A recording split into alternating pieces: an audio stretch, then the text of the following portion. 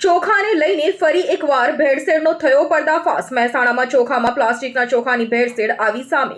જુઓ વિડીયો।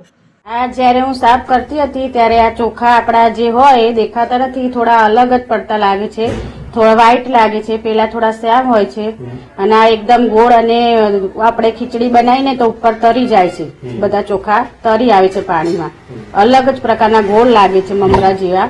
દાંતમાં દબાઈએ તો પણ એ ચાવી શકાતો નથી। સાચા હોય આપણા એ પતલા અને લાંબા હોય અને આ એકદમ ગોળ દેખાય છે, અલગ પ્રકારના આર્ટિફિશિયલ હોય એ ચોખ્ખો અલગ દેખાઈ આવે છે। ચોખા મારે અમારી બેન જોડક થી લાવો છો તો સાહેબ 2-3 વખત પ્લાસ્ટિકના ચોખા નીકળ્યા અમારે। મેં ચોખા પલાળ્યા હતા પાપડ બનાવવા, પછી એમાં ભેજ આવ્યો ને ચોંટી ગયા, પછી મેં હાથમાં લઈને જોયું, તપાસ કરી, આજુબાજુ બતાવ્યા તો અંદર પ્લાસ્ટિકના 2-3 જણે કીધું કે પ્લાસ્ટિકના ચોખા છે।